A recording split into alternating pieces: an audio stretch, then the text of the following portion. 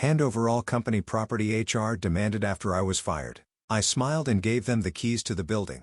The CEO called me an hour later screaming, "Why is there an eviction notice taped to my office door? Why the hell is the CEO's espresso machine hissing like Satan's humidifier again?" I muttered, crawling behind the server rack with a flashlight in my mouth and a 2-day-old banana in my pocket. That damn machine was wired into the same breaker as the HVAC for the East Wing, something I only found out after the Great Latte-induced power outage of 2011. Nobody ever documented that, of course. Nobody but me ever documented anything around here, but I knew because I remember everything. That morning had started like every other for the last 21 years. Me, Miranda Jean Harkins, unlocking the office door at 6:47 a.m., 23 minutes before official open, with the original brass key they gave me in 2002. I'd oil it twice a year. You'd be surprised how many executives can't turn a key if the lock squeaks. Assume it's broken like they're common sense. The cleaning crew had left gum in the sink again. Someone from product accidentally left sushi in the mini fridge over the weekend. The kombucha exploded. Not my job technically. Not in any contract.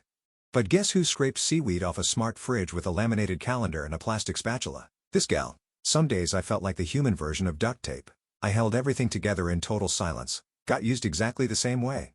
Only noticed when something broke. The CEO thought I was still reception even though my business card said facilities and ops manager, and my inbox had 3,200 unread urgent emails from people who couldn't change a toner cartridge to save their crypto-obsessed lives. It got worse when they brought in that new HR director, Haley, fresh out of grad school, all teeth and trends. She once asked me where the Ethernet plug went. I told her in the wall, sweetheart, same place your job performance is headed.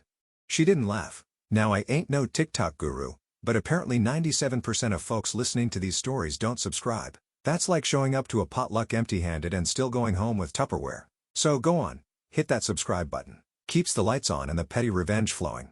Back to the mess. I didn't go to fancy colleges, didn't wear blazers that cost more than my truck, but I knew that building. Not like a property manager knows it. No, I knew it like, an old dog. Which pipes moaned when it was gonna rain. Which thermostat freaked out when the humidity hit 70%. Where the fuse box creaked like a haunted dollhouse if you opened it too fast. I'd kept that company breathing through power surges, toilet floods, and 3 CEOs worth of poor decisions, and they just forgot. No recognition. No bonus. No handwritten notes from the board. Just once when I stayed late to personally unclog the women's restroom after someone dropped a badge in it. Don't ask. The old VP of finance gave me a half-eaten protein bar and said, "You're a saint, Marcy. My name is Miranda." At some point, I stopped correcting them. I wasn't trying to be the hero.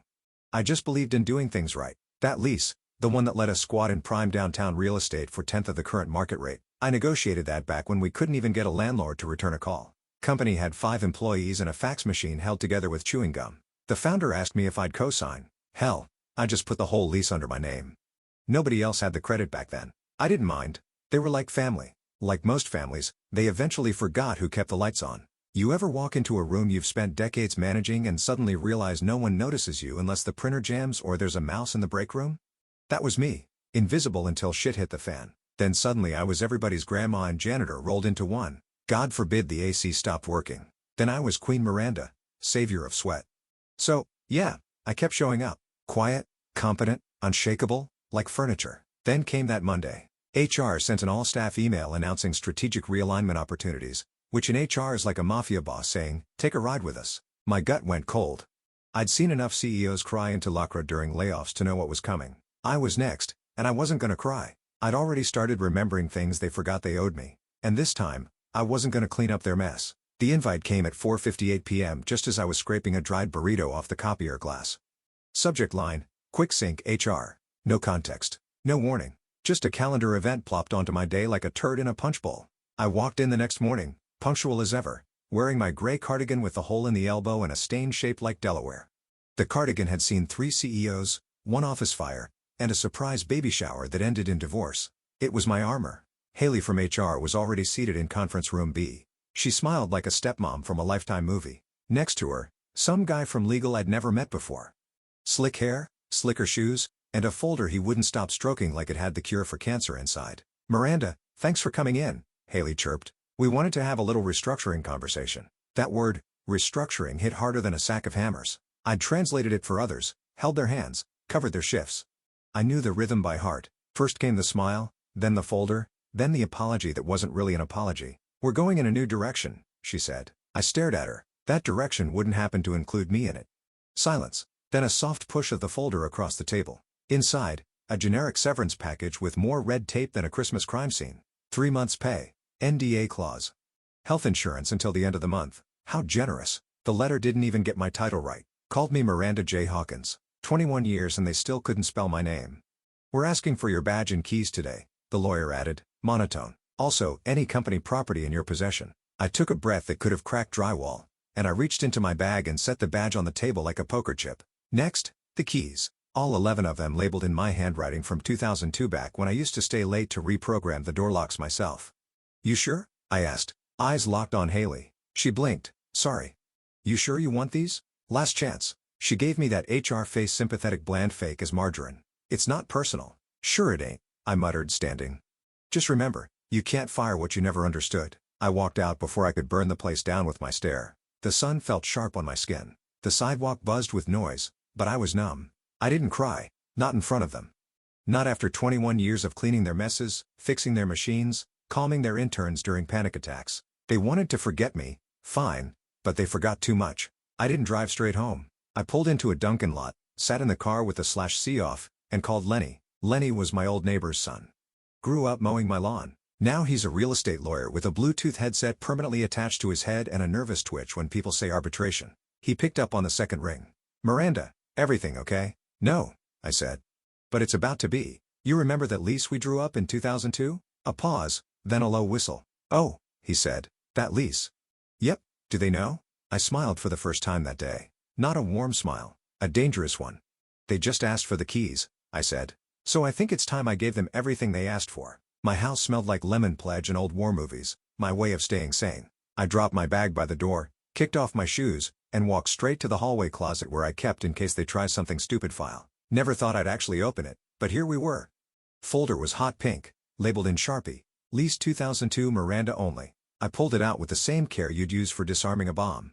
Inside, original lease agreement, 7 amendments, a receipt for the rug I bought for the lobby before we could afford furniture, and 3 post-it notes with doodles from the founder's kid back when the office was a single room above a Thai takeout joint. 21 years ago, they couldn't get a lease if their lives depended on it. No credit, no revenue. 1 laptop and a fax line that made a sound like a dying raccoon. The founder, Randy, sat across from me or Denny's and said, Miranda, if you don't co-sign, we'll be working out of my garage. My wife will kill me. I didn't co-sign.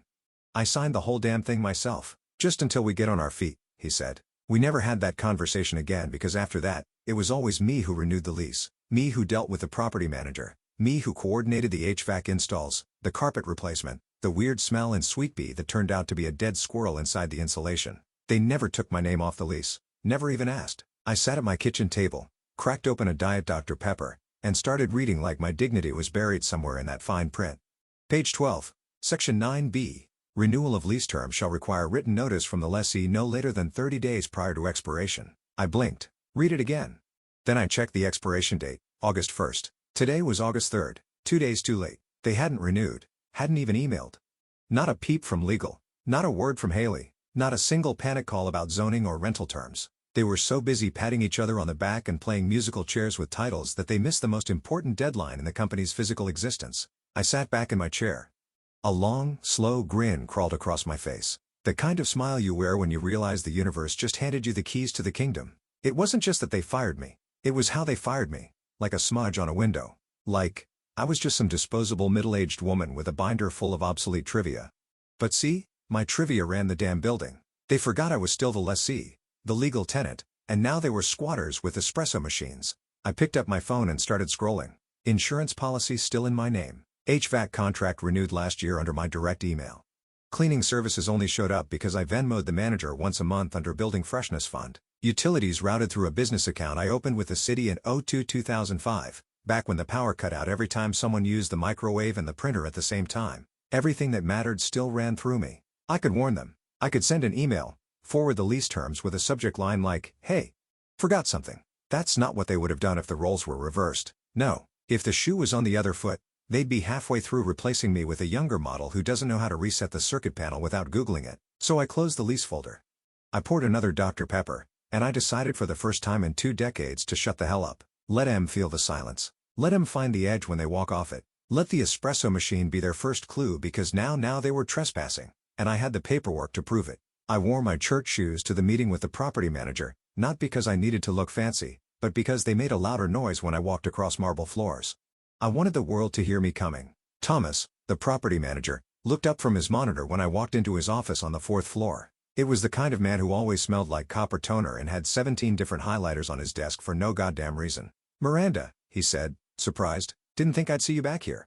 I smiled. "Let's just say I'm here in a legacy capacity." He tilted his head like a confused golden retriever. I sat down, pulled out my folder, and handed him the lease packet, original, amendments, all still pristine, right down to the one sticky note where the founder doodled a flying burrito during our 2009 renewal meeting. "I want to confirm something," I said. "There was no written renewal request submitted by July 1st, correct?" He blinked, started clicking away at his keyboard like it owed him money. "No. Not from the company. Nothing logged in the system. I assumed they were going month to month while they worked out a new deal. We hadn't heard anything official." I nodded, calm as a tombstone. "Good. That tracks, because under Clause 9b, it converts to month-to-month tenancy if no notice is received." Thomas leaned back. His chair creaked like an old knee. "Technically, yeah, that's correct." I pulled another paper from my bag, slow and deliberate. It was crisp, thick stock, gold-embossed letterhead. "I'd like to formally notify you of a lease termination effective in 30 days. His eyebrows shot up so high, I thought they'd file for workers' comp. "Wait, you're terminating it?"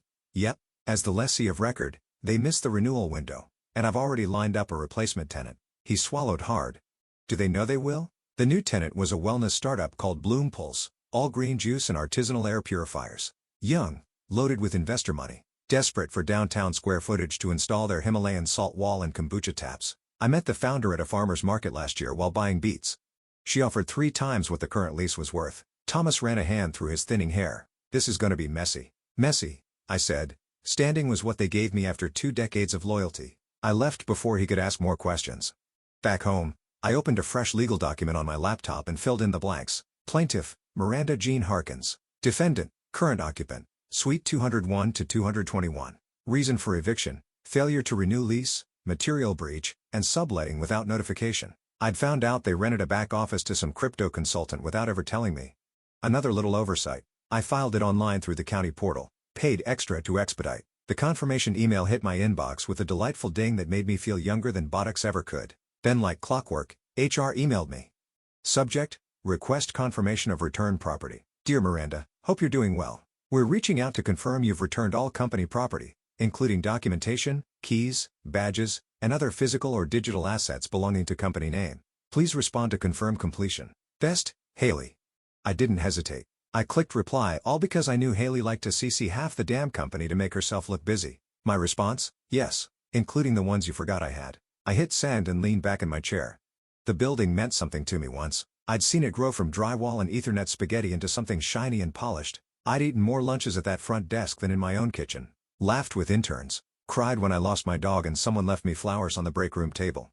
But love has limits, and mine ran out 2 days after they slid that folder across the table. I wasn't just getting even. I was reclaiming everything. 2 mornings later, I stood in my sunroom, watering my peace lily with one hand and holding the certified letter in the other. Heavy envelope.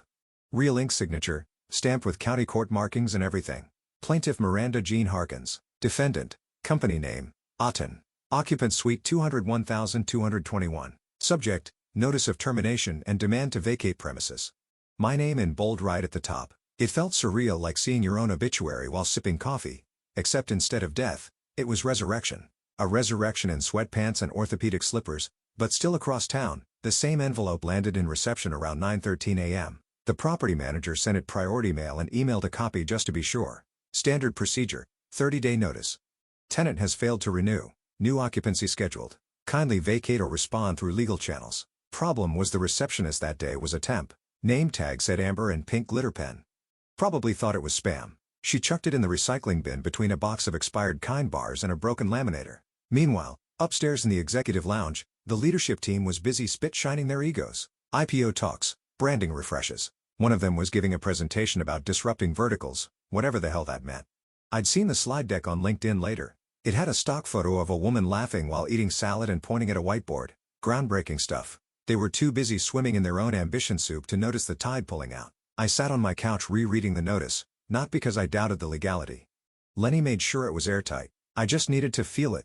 The weight, the consequence. This wasn't just some HR slap fight anymore. This was a time bomb wrapped in bureaucracy and tied with a red tape bow, and I'd lit the fuse. There was a moment, maybe 20 seconds, where guilt tried to wiggle its way.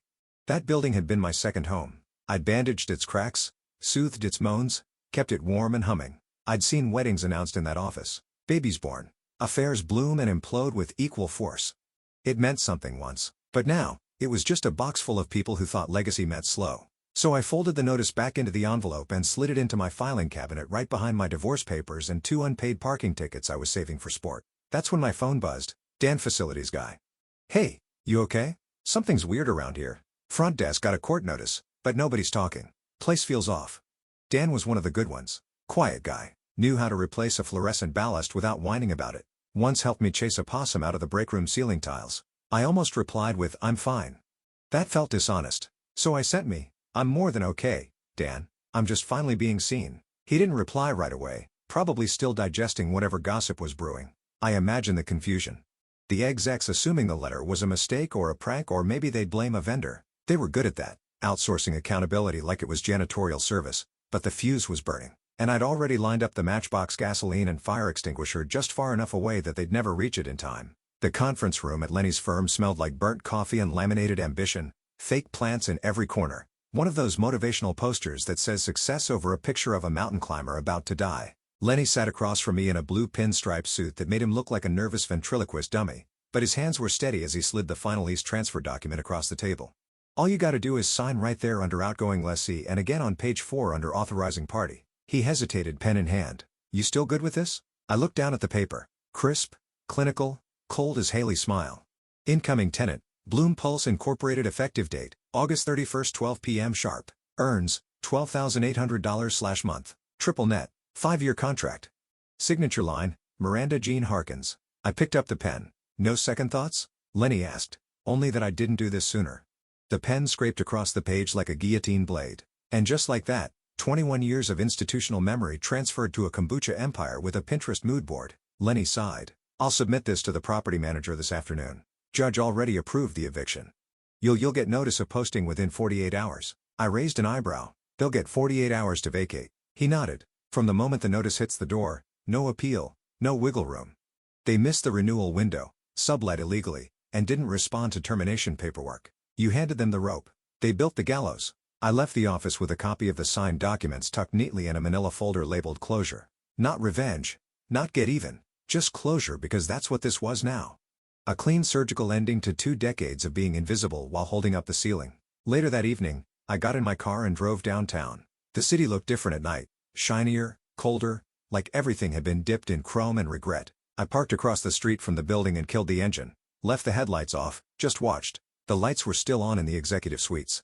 Probably burning through a few $1,000 in overtime pay and catered sushi. Haley was probably prepping another internal culture slideshow. The CEO was probably somewhere in the corner practicing his investor pitch in the mirror with a scotch in one hand and a lie in the other. I sipped my gas station coffee and rolled down the window. The building stood there, clueless, silent, lit up like Christmas Eve and just as blind to what was coming. That same building that once felt like mine, now a stranger. I looked up at Suite 221, the corner office. My old desk now occupied by some project manager who thinks HVAC stands for happy vibes and coffee. I smiled, not out of malice, not even joy. It was the smile of a woman watching a freight train inch toward a man who's too busy texting to hear it coming. They had no idea that tomorrow morning, County Marshal would be taping a fluorescent orange notice to their glass doors that in 48 hours, every whiteboard brainstorm, every yoga ball chair, every bean bag in the innovation zone would be loaded into a moving truck with Bloom Pulse waiting behind them, cash in hand and incense ready. I sat there until the lights started to flicker off. Then I drove home, window down, wind in my hair, manila folder on the passenger seat, and a kind of peace I hadn't felt since 2003, right around the time I learned that gratitude has an expiration date, but leverage stays fresh forever. At exactly 8:03 a.m., Haley strolled into the building like a smug Macy's mannequin, almond milk latte in hand, beige pumps clicking like an applause track only she could hear. She paused by the front desk and gave the temp receptionist a chipper. It cast smile. "Any messages?" she chirped. Amber blinked. "Yeah." "Something weird on the CEO's door." Haley rolled her eyes. Probably assumed it was another passive-aggressive sticky note from IT. "Last week, they taped a meme of Danny DeVito under the thermostat after someone cranked it to 82 degrees. By 8:07, she was on the second floor. By 8:08, She was standing in front of the CEO's office with her jaw unhinged like a python at a barbecue. Fluorescent orange eviction notice, laminated, zip tied to the handle, signed, sealed, and served. Notice to vacate property and breach of lease, 48 hours. She pulled out her phone, fingers shaking like she just overdosed on oat milk, dialed building security, tried to peel the notice off the glass, but it held fast like judgment. By 8:30, the CEO arrived, unshaven, Bluetooth in one ear. Probably thought he was walking into another Crush the Quarter morning. Instead, he found Haley pacing, the entire marketing team rubbernecking, and a legal document zip-tied to his door like a game over screen. He yanked it, read it, blinked once, then again. By 9:02, his phone rang. It was Thomas, the property manager. "Mr. Altman," Thomas said, calm and corporate, "this is to confirm enforcement of lease termination. We were notified via certified mail and email over 2 weeks ago. We received no response. We assumed your silence was intentional." "Intentional?" Altman barked. "Of course. Who would ignore a 30-day legal notice unless they meant to?" Thomas said. The smirk in his voice was audible. By 9:10, panic set in. Execs started trickling into the office one by one, each reacting to the neon paper like it was a live grenade. HR pulled together an emergency meeting in the glass conference room where transparency was more literal than metaphorical. They closed the blinds halfway, then realized too late that they didn't reach the bottom of the glass. The whole floor watched their meltdown like it was reality TV. By 10:15, someone finally figured out who the plaintiff was. Haley opened her laptop, pulled up the scanned court documents attached to the emailed copy they'd ignored. There it was, plain as day. Plaintiff, Miranda Jean Harkins. "Wait, Miranda," she whispered. Dan from facilities, bless him, nodded solemnly in the break room. "Told you something was weird." Meanwhile, I was home in my sunroom, tea steeping, cat on my lap, phone buzzing like a beehive. Lenny texted first. "Lenny, it's done. They called building security. Marshall's coming tomorrow. You're a legend." Then Dan, "They look like ants in a microwave. Proud of you." And the local bizblog posted a headline, "Downtown tech firm evicted amid lease dispute. Insider hints at mismanagement meltdown." The article didn't name me directly, but the comment section filled in the blanks. Someone uploaded a grainy photo of the eviction notice. Another chimed in, "Wasn't their office manager there, like, 20 years?" Someone else replied that she knew where all the bodies were buried. I sipped my tea. I'd been buried under thankless tasks and invisible work for 2 decades. Nobody gave me flowers on admin day. Nobody noticed when I stayed until 9 p.m. rebooting the router with a ballpoint pen. But they were noticing now. They just didn't know this wasn't even the final act. Not yet. The call came in at 7:42 p.m. I was midway through organizing my spice rack, alphabetical, of course. A woman needs orders somewhere in this godless world. And the screen lit up with a name I hadn't seen since the day he forgot mine at the Christmas party. Altman, Nathan's CEO. I let it ring twice, 3 times, picked up on the 4th, Miranda speaking. He didn't waste time. "What the hell is going on? You can't do this," he roared, voice cracking like a teenager caught with a vape pen. I put him on speaker, poured myself a glass of wine, and leaned against the counter like I was settling in for my favorite sitcom. Because really I absolutely can. I said calm as fresh snow, "And I did read your lease. You're evicting an entire company. Do you have any idea what this looks like? The board's freaking out. We've got press circling like vultures. Our investors." I cut him off with a sigh. "Nathan, let me stop you right there. You fired the person who held the keys. All of them. Building, legal, operational memory. You didn't even ask who signed the lease." "We assumed it was." "That's the problem," I said. "You assumed about everything, about me, about the company, about what I was worth." There was silence on the other end, a wheezing breath, probably his blood pressure climbing Mount Stupid. "You blindsided us," he said, trying to pivot into the role of victim. "No," I corrected. "I responded to being blindsided. Difference is I came prepared." I opened my email client, drafted a new message to CEO and CC'd legal at Haley HR and just for Spice Facilities at Dan Deserved the Show. Subject line, company property as requested body. Attached is the complete original lease agreement, including all amendments, rider clauses, and the subletting violations you failed to disclose. As you requested confirmation that I returned all company documents, consider this fulfillment of that request. Attachment, lease termination, MJH signed PDF. I hit send while Altman was still breathing heavily into the receiver. "You think this doesn't come back on you?" he finally snarled. "The board is going to, they'll do what they always do," I said, swirling my wine, "protect themselves. Maybe toss you to the wolves if they're hungry enough, but they won't call me because I have the paperwork. And Bloom Pulse has already wired the first 2 months' rent." That shut him up. I continued, "And just to clarify, I didn't sell the company out. I just stopped carrying it on my back." The line stayed quiet for a few beats, then disconnected. I exhaled. Didn't smile. Didn't smirk. Just stood there feeling the weight of years slide off my shoulders like old paint during a thunderstorm. The building's new tenants were scheduled to begin moving in the following Monday. Bloom Pulse had a welcome banner printed and everything. Your vibe starts here. Not exactly my aesthetic, but they paid on time and knew how to read a lease. Meanwhile, the old crew was scrambling to find a temporary space that wasn't a strip mall conference room or the CEO's overpriced condo with no working Wi-Fi. I raised my glass to the empty kitchen, to endings, to leverage, to being underestimated until it was too damn late. They wanted company property returned. I just gave it back with interest by Friday morning.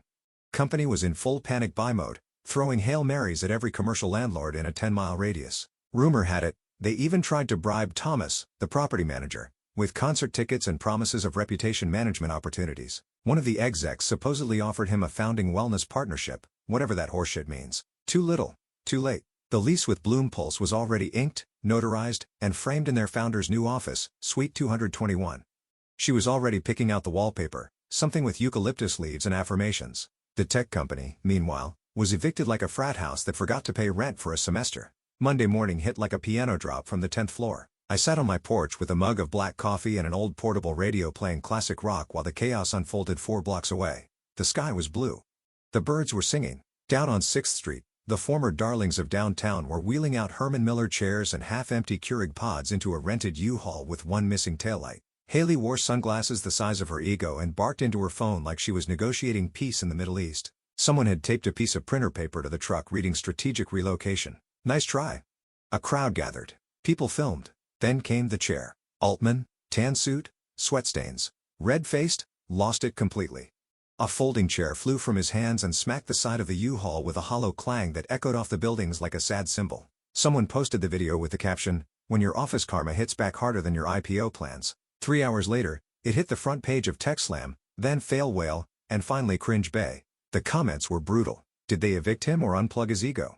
Air toss equals leadership under pressure. Can someone tell him throwing furniture won't change zoning laws? Back at home, I got a knock on the door. It was a courier holding a basket wrapped in cellophane, organic fruit, lavender tea, a tiny jar of turmeric gummies. On top, a note in loopy handwriting, "Miranda, thanks for the space in the story. We'll take good care of it." The Bloom Pulse team, I laughed. A real one. Deep from the belly. First time in a long while. I placed the basket on the kitchen counter, poured myself a glass of sangria, and walked to the hallway. There, on the wall next to my family photos and my framed first paycheck from 1981, hung a small brass hook. I reached into the drawer and pulled out the one thing I'd saved. No plaque, no fanfare, just metal and memory. The original office key. I hung it like a trophy, not because it unlocked anything now, but because once it opened everything. And now it closed the chapter exactly how I wanted. Quietly, legally, permanently. Appreciate you sticking around, you legends of the break room.